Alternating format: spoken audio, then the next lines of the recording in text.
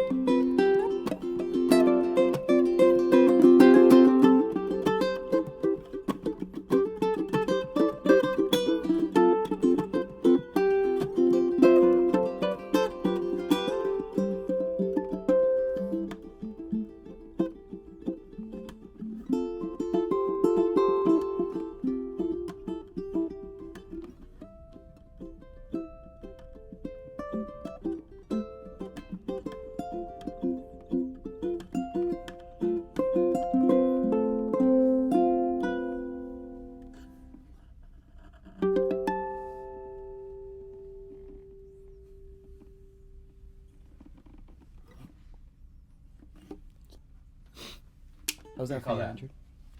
What was that? Yeah, what'd you call that one? Dancing Strings. That's off my second album, actually. Nice. How you been, Andrew? Good.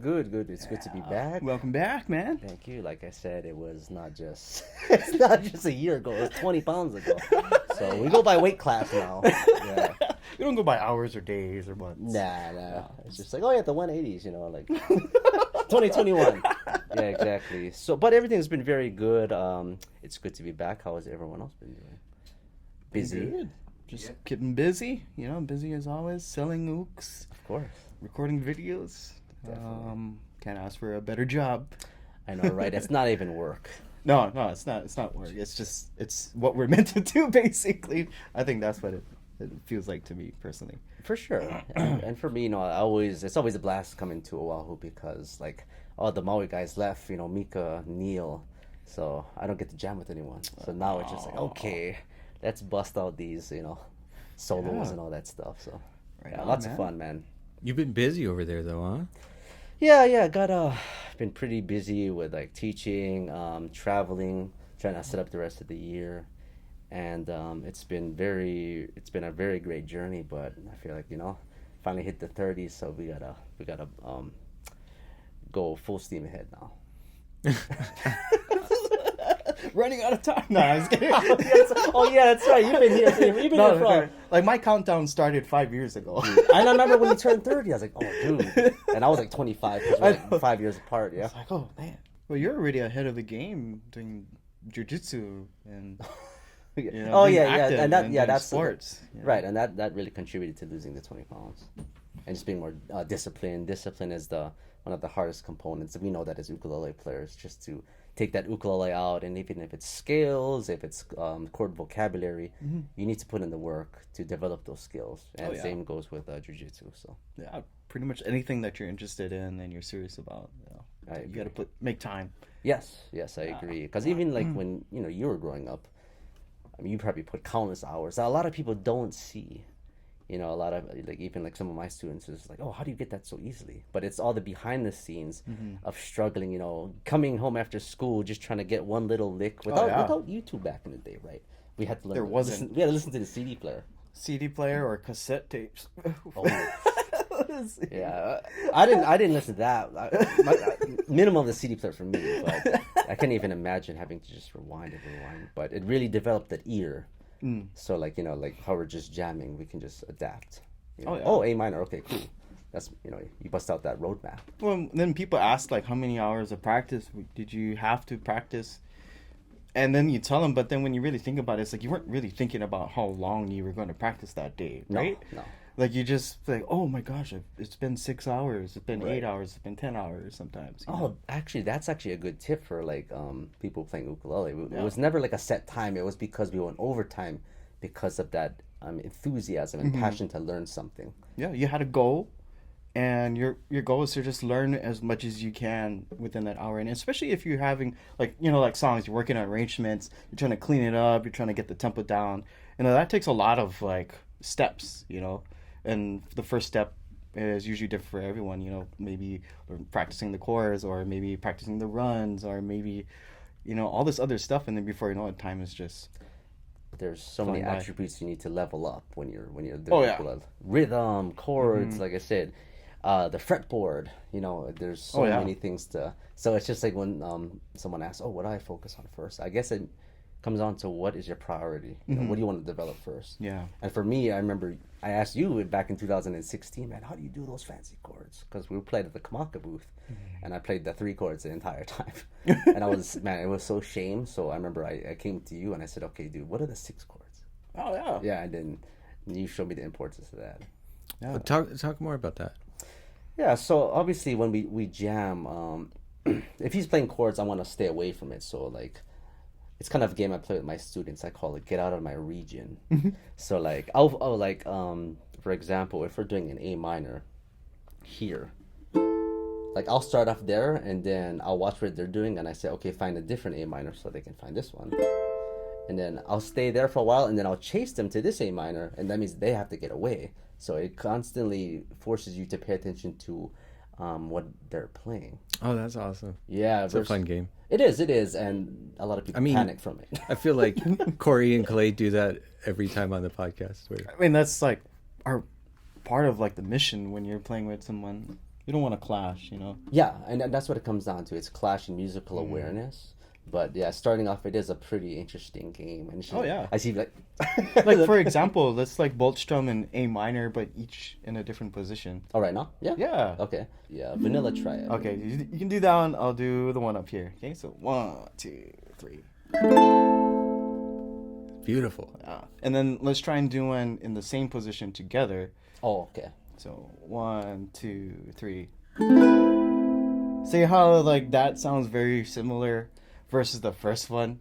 It just doesn't add anything. Yeah, it's just. And if some of the notes are slightly out of tune, it might make it worse. But...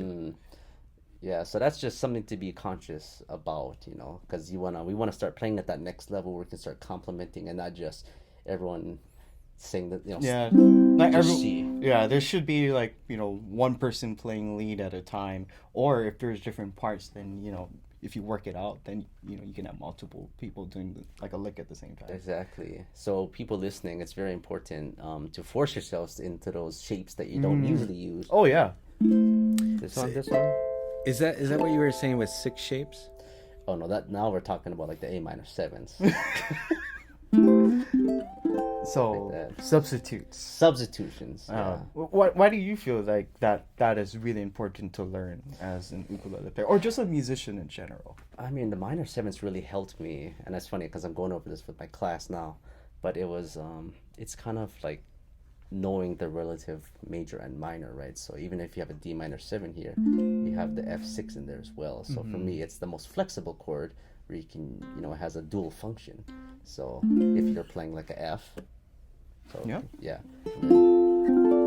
do an F6 over there, or even its counterparts, or you play a D minor, like you can still use those shapes. And then I could play a D minor, and you could play an F major 7 too, and that would still go. Exactly. So, and then I think that's one of the biggest fears is getting up. I call this a shallow water with the fretboard. Some people, I think it takes a lot of courage to actually leave that 3rd fret and start doing these other chords. So with my students in particular, I unlock the fretboard right away. So I say, okay, we're gonna learn these notes. It's important so you can start building the vocabulary. And with that game I play, Get Out of My Region, it's to make go to these different A minors, and that's not even the minor 7s yet. That's just strict A minor. Yeah, basically. Yeah, and that's like this is literally what me and you are doing when we're playing together. Well, go back to like what Clay was sharing with you at the Kamaka booth. Oh, you mean the? Oh. I remember like we were playing a couple of the group jams, right, with the Uncle Brian guys. I think that's what it was. We were playing Noho Pai Pai or something. Yes. Similar, and sort of just playing everything in basic form, like C. Even though you play it in different positions, that substitution chord just adds a different dimension. It does. It's almost like you're just enhancing what has already been played with just by adding an extra note or two. Right. No, it really enhances. And going back to the Nam story, I was just like,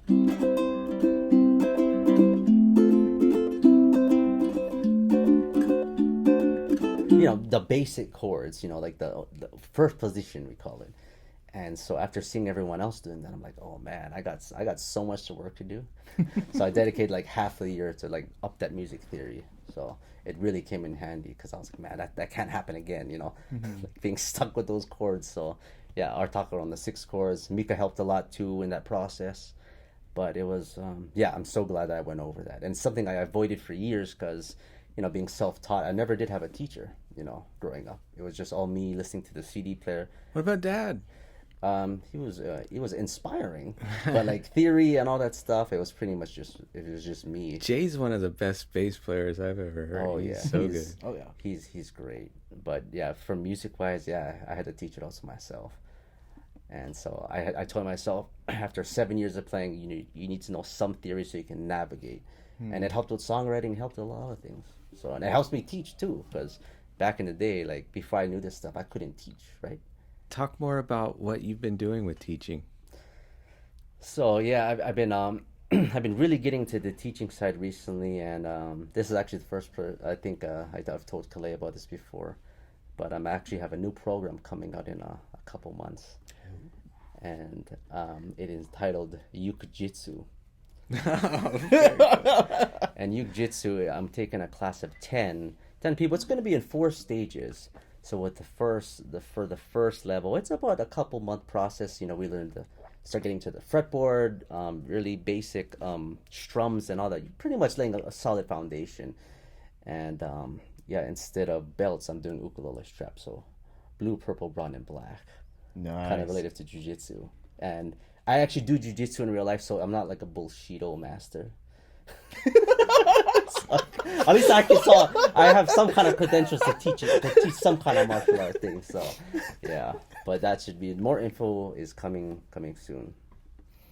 Right on. dude. Yeah. That sounds fun. What can they expect to be able to do after like completing like the whole course? So even like right now I have a group. Break their ukulele in half. Nothing crazy. Put it in a nothing- chokehold. Yeah. Like We're gonna have to start doing something fretboard like bar. fretboard bar. Yeah, so every level, like by purple, all of them will have those substitutions like we've been talking about. Like a chord vocabulary they can take out at any time so they can jam with anyone. And in brown, maybe we'll get into improvisation kind of stuff. Nice. But every level has a certain requirement and a certain standard.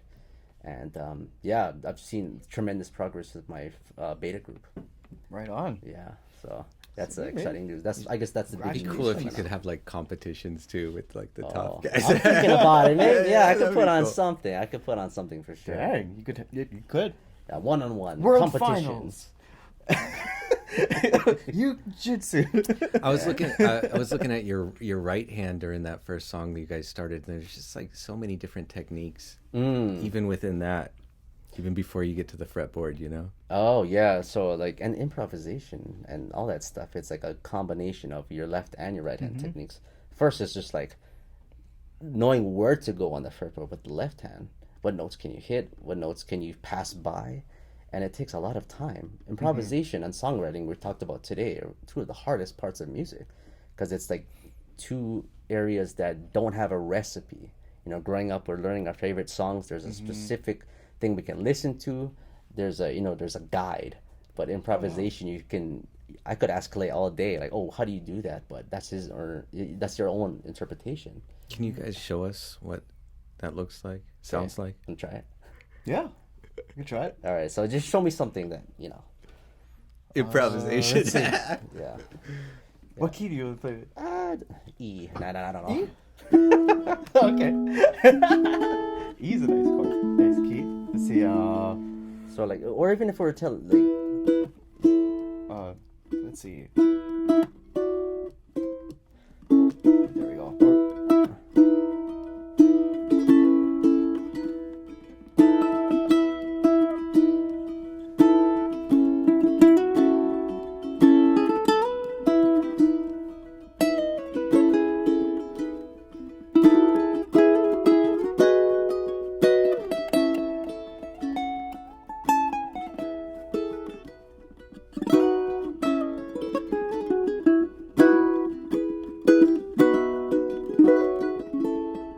and techniques.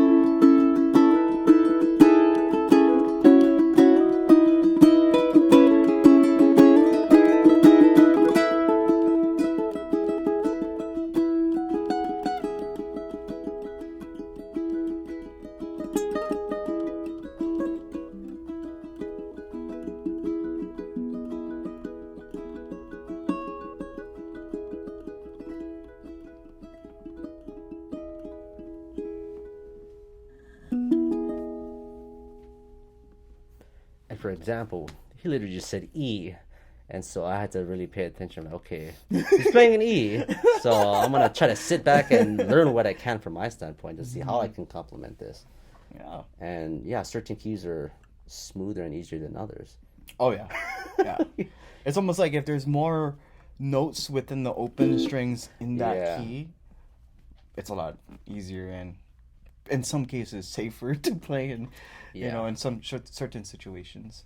Right. And for me, like, I'm not sure if I talked about it last time, but I would write in certain keys, because, of course, G, C, and A minor, the ones you always learn first. But to get out of that comfort zone, I forced myself to write songs in, like, keys that I didn't before. So, like, E.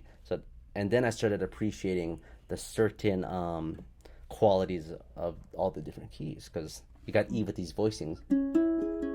Yeah.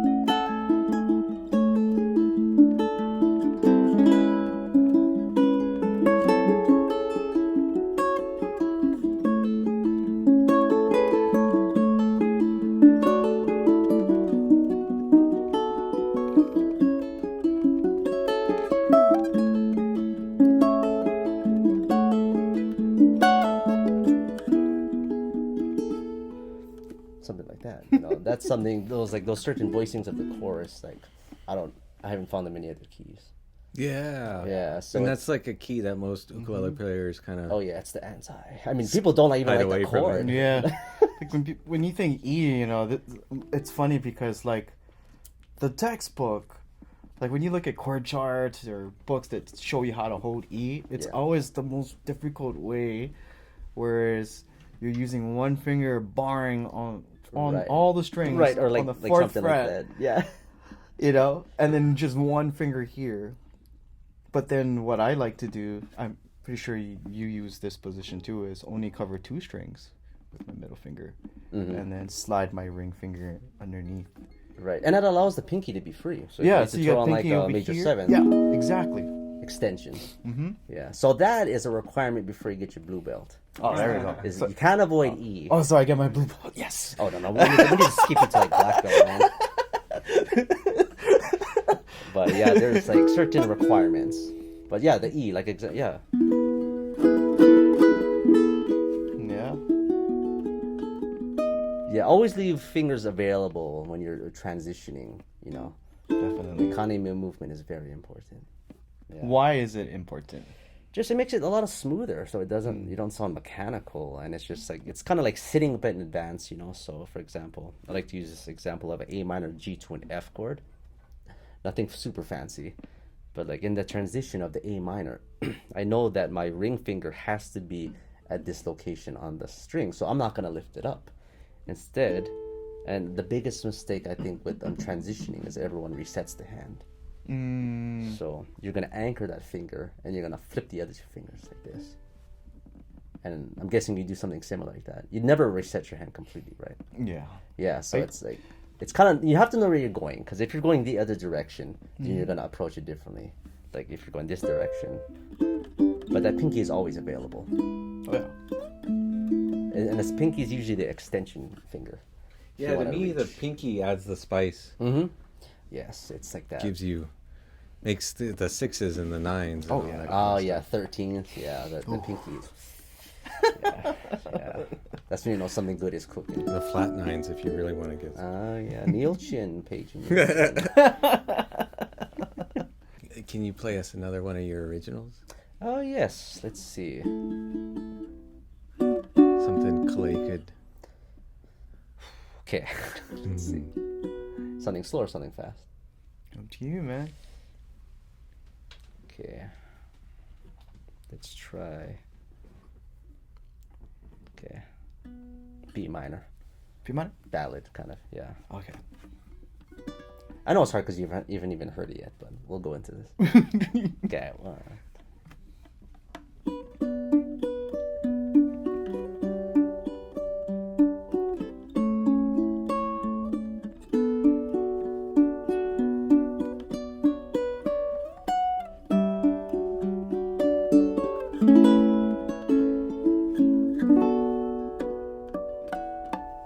D.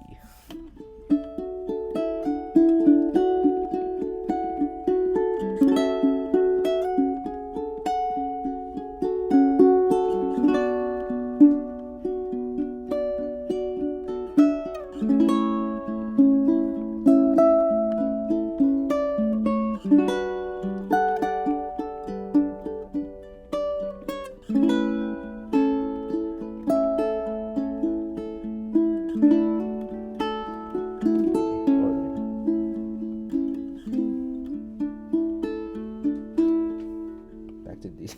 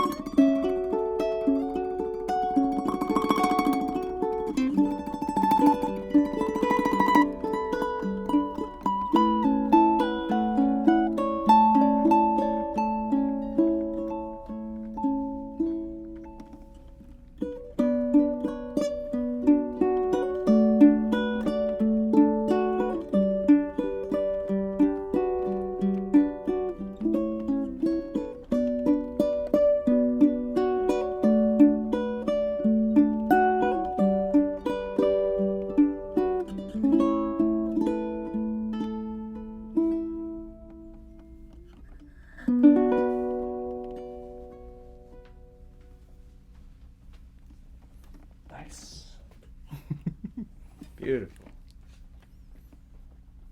That was cool. It's always challenging when you're trying to follow along to a song. For the first time. Yeah, for the first You time. do it No matter- so well, Clay. No matter how simple or difficult it is, no matter how long you've been playing, it never changes. It's always What a are, challenge. what are some of the ways that you're able to hang in there though and not get caught doing something wrong in those situations where you're not 100% where it's going?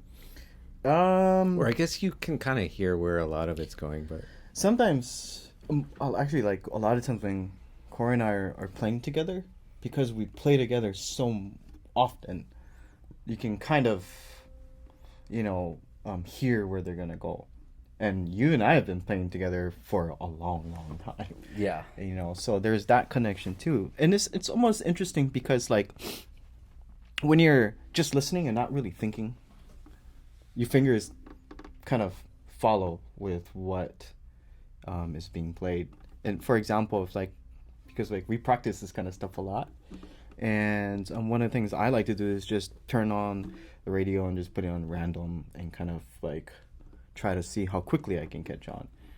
There is a structure going on, and just being aware of what you've already done and what is happening now is what goes on when I'm trying to follow someone. And because when you do something for so much, it becomes more of a feeling and almost second nature. Because it's in the key of B minor, so you also know that B minor is the relative minor of D major, so there could be potentially be a D, and then all these other options of where B minor could actually go. Most times, it could go to a G, or it could go to an A, or they're substitutes. Right. So usually those are like the ones that I'm kind of anticipating to hear. Either after B minor is going to be G or A. Right. And I guess even from like a accompanying standpoint, you're not just coming in. It's like you're kind of observing to say, okay, that's how that goes. Like even for me, like I tippy toe when I'm playing with something that I don't know. It's a song or something. I'm like, okay. Because imagine if you come in and you play the wrong chord, you're going to ruin the song. Oh, yeah. So I'm like, okay, so maybe... I played the wrong chord a couple times. Yeah. So like even if it's like you're playing like a B minor thing, and then I'll be like, okay. Like I'll just kind of play a little bit, but then I'll play very lightly until I know for sure what's going on. But I'll never overcommit. Yeah. Yeah, because like...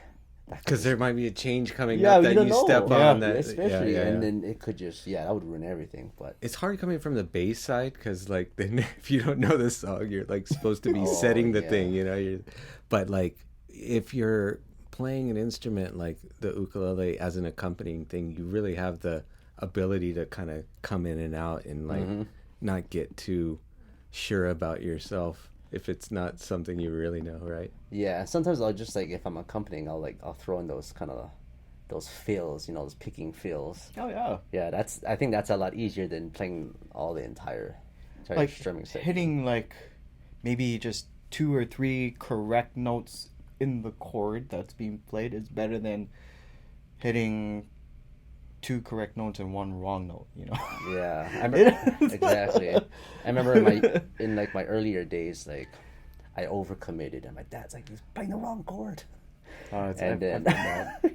Because you're like, "Oh, I want to get out of my comfort zone." And it still happens every once in a while. Oh, it's like it's a thing that it just reminds you that, oh yeah, I still need to practice. Like that's The what learning always never happens to stops, me. man. Yeah. The learning. I never love stops. those videos from years back that we did with you and your dad. Oh yeah, that was So good. I classic mean, video. hopefully we'll keep recording you guys together. You still play with your dad a lot? Of course. That guy Yeah. is just so busy now. He's doing so much gigs on Maui. Yeah. So it's good for him, Right on. But I know he misses coming Gotta over pay to the bills. Yeah, exactly. So, but yeah, we're working on some new material. So hopefully next time I'll bring him by. You guys did like a little tour on the West Coast and whatnot for a while back? Yeah, we usually go like once a year. So we were there back in September, and then we're gonna go back later this year and even hit kind of the East Coast. We're gonna go to Tennessee. Sweet. So yeah, man, I love traveling. It's So fun. the pandemic was very hard because like we were just got into the video mode, Yeah. couldn't travel. So That's all right. You had to kind of learn some other ways yeah, to reach the world. yeah, Zoom. That's been a Yeah. that's been a lifesaver, especially for like teaching. Now that you're traveling again, do you see that there's like a big influx of attendees to shows and festivals where the audience is super hungry for live music and also to learn? I think so. Yeah. No, especially being starved and having to deal with that. I think people are just excited to feel that energy again because it's not the same as a video. Yeah. Like if one of us played live, one of us played a video or did a video recording, it's just not the same. You don't feel the energy. That's why. Man, it depends on how good the recording is and how good your speakers on the other side are. There you go. But no. I mean, in terms of energy, I'm talking. Totally right. Yeah. I mean, and even performance probably because you're feeling their energy, so it's this symbiotic kind of thing. Exactly. So for me, like the biggest problem was like the remember we were doing those live streams, right? So then my dad would get like, "Come on, you need to show some emotion," but like it's just you see the setup of lights and everything, and there's no one in the room except for us, and I'm like, okay, let's try to put on a smile here. But I had a really hard time with that because naturally I'm more comfortable in front of an audience than cameras. And I was always just been that way. Not Corey though. It's funny because like we do these podcasts and sound samples and recordings like on a weekly basis, but then if you change the environment and where it's happening, it's just like What do you mean? Like for example, like when we do these videos, like we're used to being in here at the warehouse recording with you with your setup, your lights. Oh yeah. And then if I were to go somewhere else, I wouldn't know which. Like some other video production or something. I'm not exactly sure. Well, this is like our home. That's why I do. Yeah. It's like whatever. So you need to be able to adapt, I guess. Right, and even there's the vibe here is just so it's very comfortable. It's like friends talking, but like when we tried to set up the living room for those live streams, like oh man, someone got to press the play button, and it was just like I dreaded doing that. It's rough. It's a lot to learn. It's like a crash course. Mm-hmm. And because like most times, like most of us would never even thought about doing that unless it's a thing. And during the pandemic, it really became a thing for a lot of people. There was no other stream. Now, when you were young, you were a lot more. I mean, like you were kind of less outgoing. No, that's for sure. And you've like really like just seeing how you're doing your teaching academy and all this kind of stuff. It's amazing. And just in general, like you've fully come out of your shell, and so keep up all of that. When you started too, I was talking to you about it earlier. You just had like, what, 1 or 2 kamakas? Oh, right. Yes, I only had the one I got for my 14th birthday and my custom, the blue one that I brought here like the day I got it. Yeah, those were the only 2 Ukes. Then I just see you getting this one, that one. How many Ukes? That is a very good question. More than the amount of fingers on your hands? I'm trying to think. Maybe like one toe. Add a couple toes? Yeah, maybe. I mean, I want to say maybe 14. Nice. Let's go. Yeah. That's about right. Yeah, that's about right. That's not like too much. And it's definitely not a little bit. But see, that covers like a wide spectrum of, say, like custom tenors, but that's not really giving way for all of the variations of things. And like how many baritones do you have, Yeah, baritones actually don't. I have my Pepe is actually strung with the baby baritone strings. Oh, but that's not. Yeah, I know, but I don't have a legit baritone. The one I brought today, the Fanner. Yeah. But that's like an electric. Yeah. So that's like technical. What about multi-string?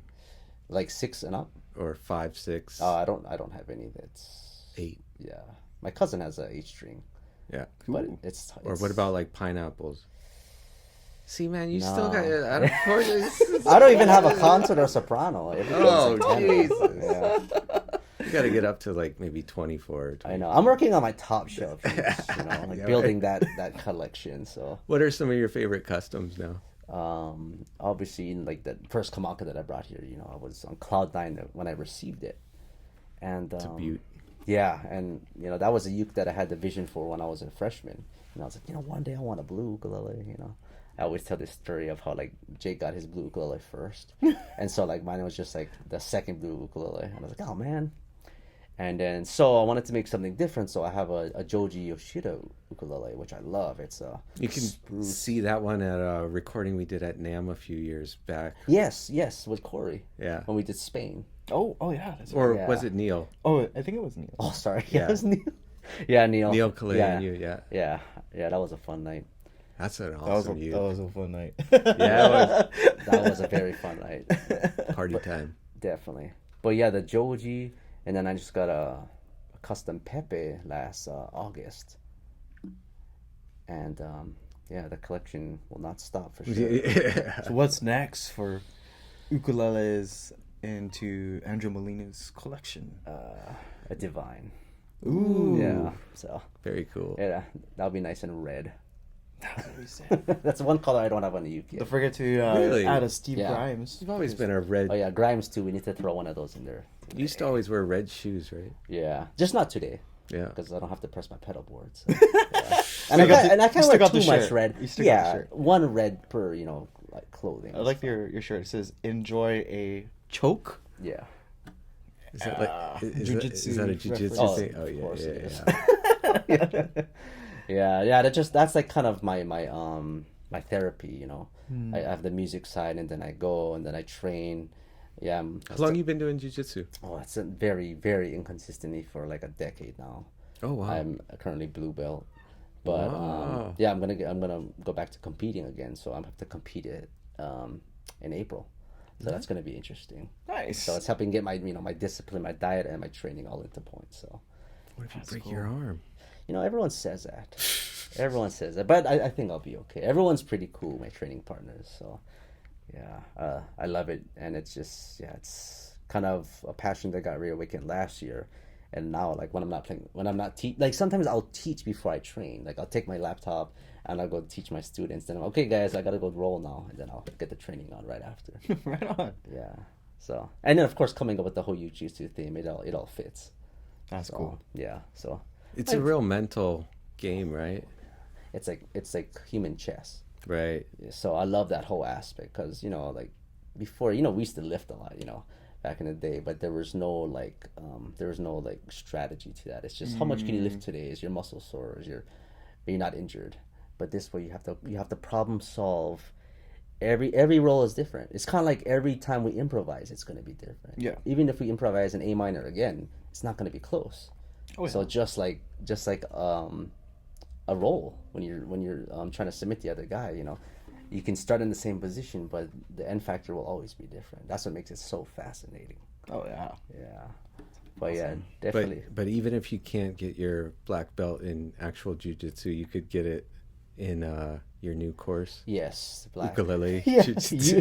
Uke-Jitsu. And that actually makes Uke-Jitsu. sense. Ukulele technique. That makes sense. So I'm glad it does. Nice. That's very cool to carry over.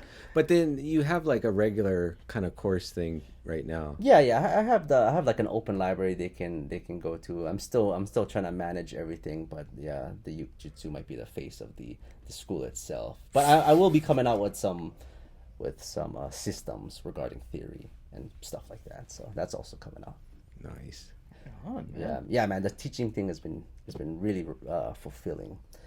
I think it always comes down to the student originally saying, "I could never do that in 10 years." So just saying, I usually just tell them, "Okay, I want you to keep your mind open.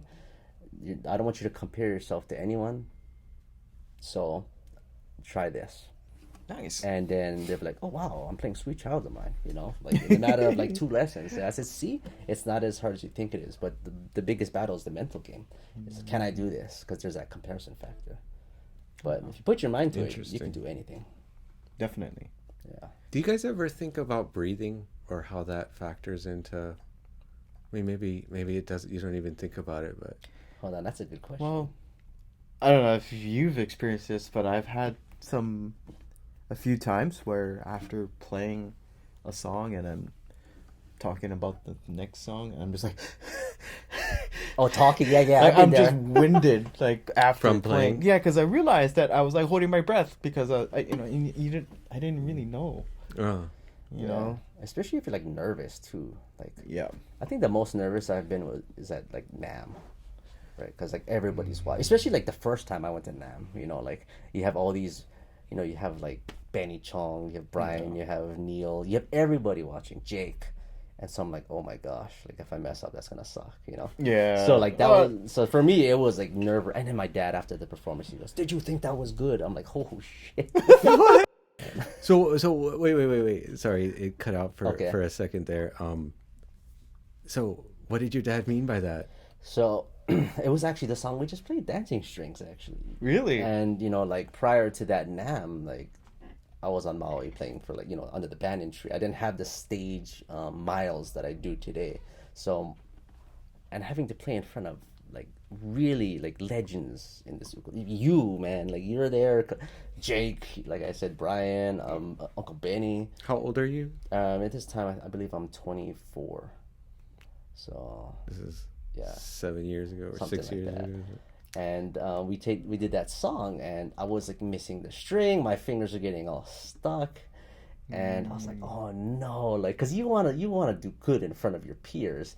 And I just remember after that I was like sweating, and then my dad, he just looks at me, just like, "Did you think that was good?"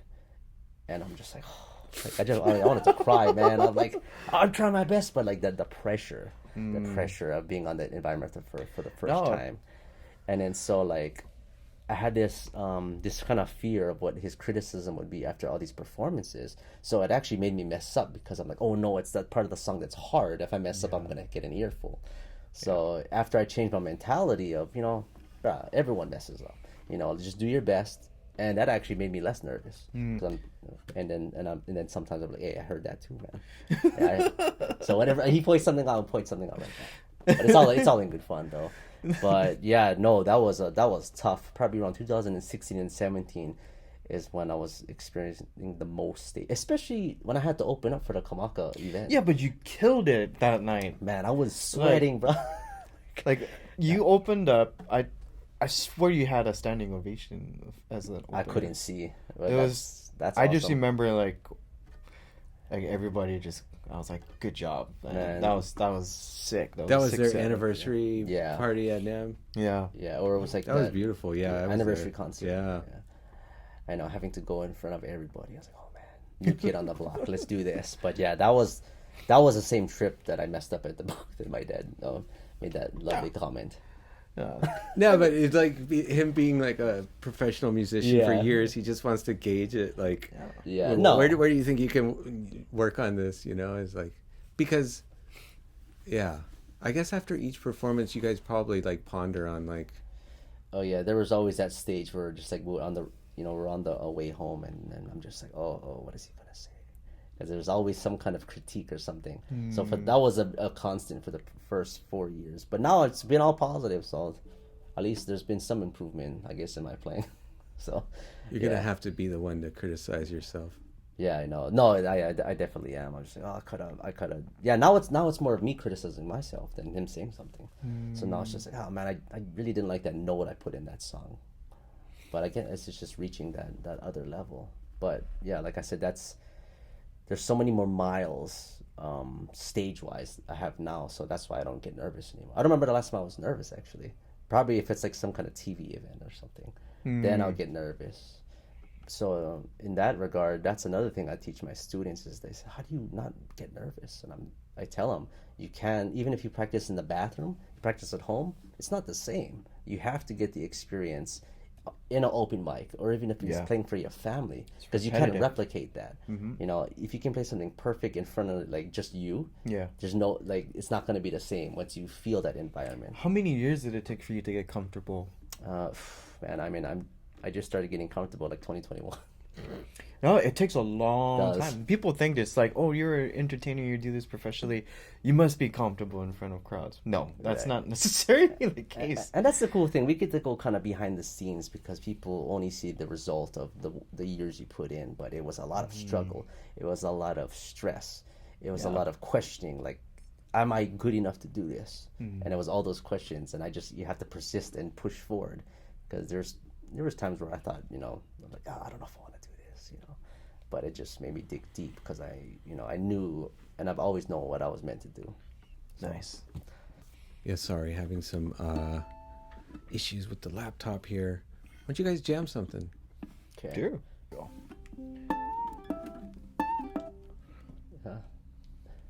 We're taking it so like a harmonic bend.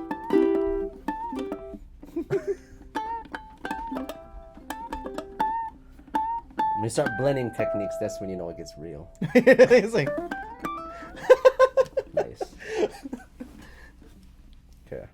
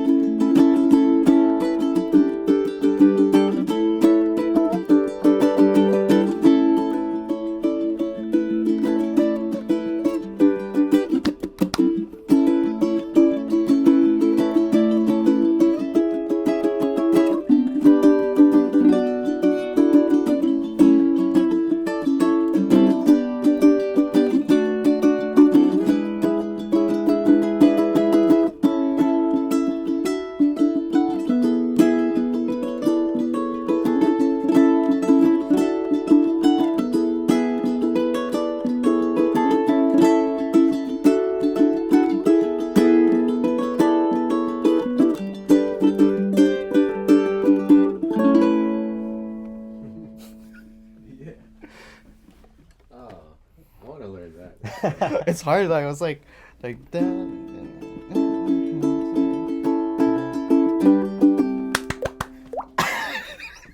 You could do a whole album of TV show themes. There's some good stuff there. What? Check it. I don't know. I was trying to play Smelly Cat. Oh.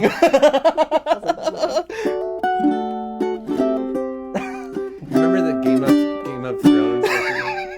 Oh yeah. Yeah, we recorded the Game of Thrones theme like what? 2016. Wow. Yeah, wow. Yeah. Jeez, that's like a long time ago.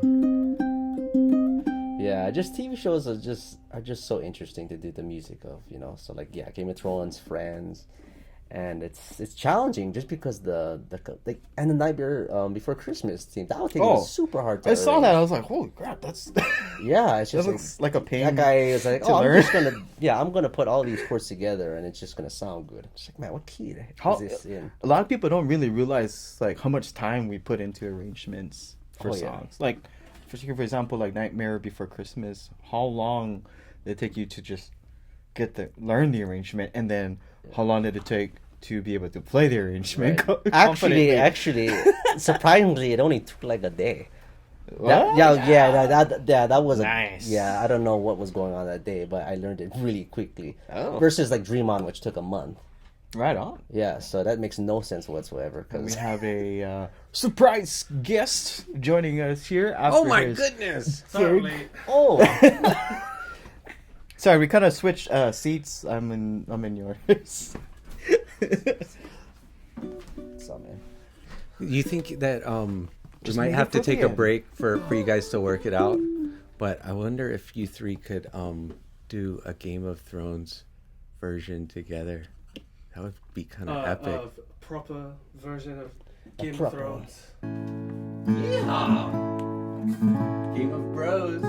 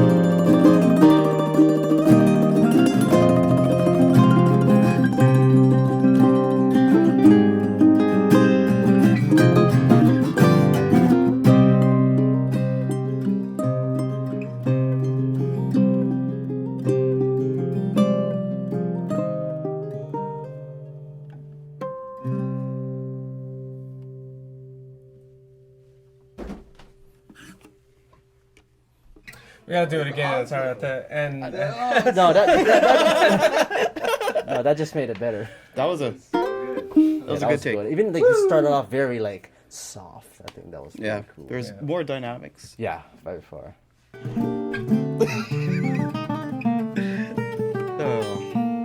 Oh, you three together should do this more often. We can't say that because there already exists a U3. How about you, tree? Oh, there we go. The trio. Trio. TREE-O. Actually, man, that's great. That's actually really good. Trio. That means somebody else probably did it. Oh no, we're giving up. Ask Google and everybody did everything. It's the AI bots creating all these things Yeah, that never existed. Yeah, now that the open AI, they're just gonna like think of everything. They're that like, no, hasn't Trio has been around. Trio has always been a thing. Would you like to rent Trio.com? You buy it from Google for like $20,000. How about that Friends theme together?